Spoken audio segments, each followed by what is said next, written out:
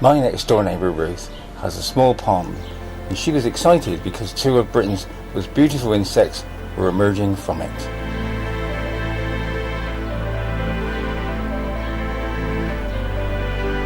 I always keep a couple of my camcorders charged up for any such opportunity.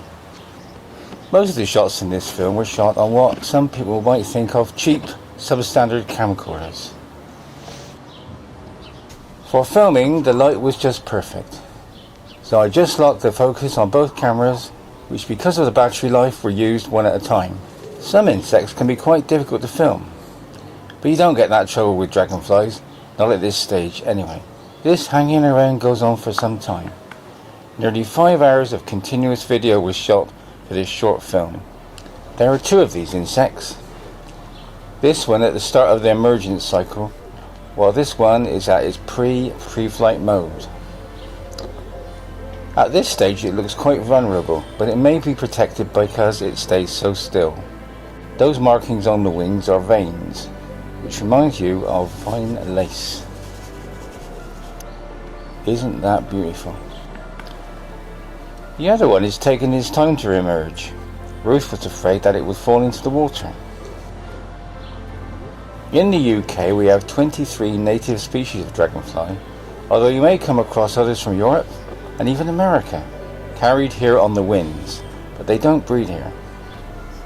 This I believe is the southern hawker dragonfly, identified by the inverted yellow triangle below the wings. They can easily identify their prey as they have excellent eyesight. The wings work independently, allowing them to be extremely agile in flight. They can hover and even fly backwards.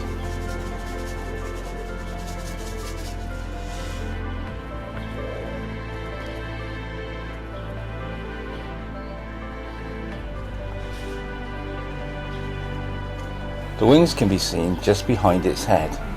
They are beginning to grow. This bit I speeded up. It usually takes over 20 minutes for the wings to be fully extended. They spend about 2 years in the water as nymphs, feeding on aquatic small creatures, including tadpoles and even small fish.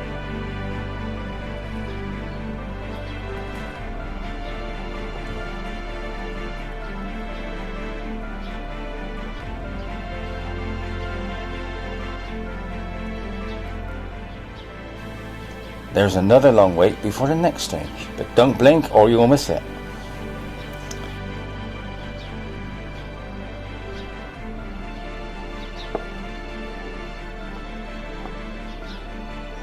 After another long wait, it starts to exercise its wings. They are territorial and aggressively defend their territory. It is widely believed that they only live a day or so, but this is not true.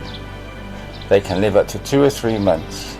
They have to have time to find a mate, and the females need time to lay their eggs to start the cycle off over again. Flight is preceded by the pre-flight warm-up, as the wings are more aggressively vibrated.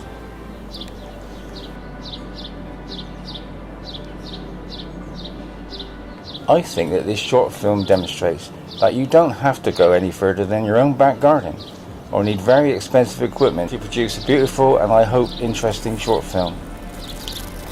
Just keep those camcorders charged up for any unexpected opportunity.